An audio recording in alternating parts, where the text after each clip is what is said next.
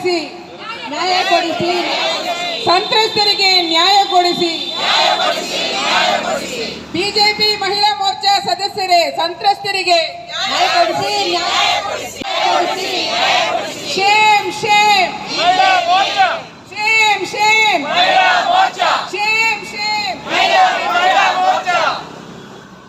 ಇತ್ತೀಚಿನ ದಿನಗಳಲ್ಲಿ ನಮ್ಮ ಇಡೀ ದೇಶಾದ್ಯಂತ, ನಮ್ಮ ರಾಜ್ಯದಲ್ಲಿ ಏನು ಒಂದು ಪೆನ್ಡ್ರೈವ್ ಪ್ರಕರಣ ಪ್ರಚಲಿತದಲ್ಲಿದೆ ಮತ್ತು ಅದೆಷ್ಟೋ ಸಾವಿರಾರು ಮಹಿಳೆಯರ ಮಾನಹರಣ ಮಾಡಿಕೊಂಡು ವಿಡಿಯೋ ಚಿತ್ರೀಕರಿಸಿ ಅದನ್ನು ಇಟ್ಕೊಂಡಂತಹ ಓರ್ವ ಸಂಸದ, ಜವಾಬ್ದಾರಿಯುತ ಸ್ಥಾನದಲ್ಲಿರುವಂಥ ಓರ್ವ ನಾಯಕ, ಪ್ರಭಾವಿ ನಾಯಕರ ಕುಟುಂಬದ ಓರ್ವ ಕುಡಿ ಪ್ರಜ್ವಲ್ ರೇವಣ್ಣರವರ ಘಟನೆ ಏನಿದೆ ಅದನ್ನು ತೀವ್ರವಾಗಿ ಮಹಿಳಾ ಕಾಂಗ್ರೆಸ್ ಖಂಡಿಸ್ತದೆ.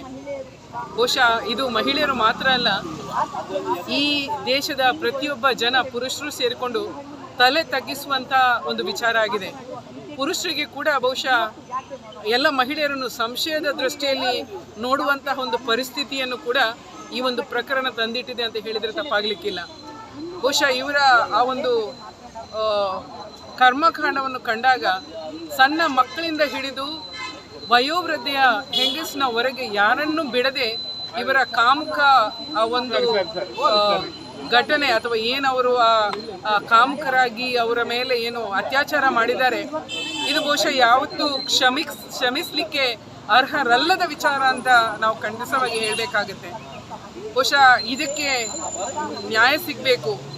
ಅದೆಷ್ಟೋ ಮಹಿಳೆಯರು, ಮೊನ್ನೆ ತಾನೇ ಒಬ್ಬರು ಜಿಲ್ಲಾ ಪಂಚಾಯತ್ನ ಸದಸ್ಯರು ಬಹುಶಃ ನನಗೂ ಇಂಥ ಘಟನೆ ಆಗಿದೆ ಎಂಬುದನ್ನು ಅವರೆಲ್ಲೋ ಪಾಪ ಮಾತಾಡಿದರು. ಅದೆಷ್ಟೋ ಮಹಿಳೆಯರು ಹೊರಗೆ ಬಂದು ಮಾತಾಡಲಿಕ್ಕೆ ಸಾಧ್ಯ ಆಗದಂಥ ಸ್ಥಾನದಲ್ಲಿರುವಂಥ ಮಹಿಳೆಯರಿದ್ದಾರೆ. ಇಲಾಖೆಯಲ್ಲಿರುವಂಥ ಮಹಿಳೆಯರು, ಪೊಲೀಸ್ ಇಲಾಖೆಯಲ್ಲಿರುವಂಥ ಮಹಿಳೆಯರಿರ್ಬೋದು.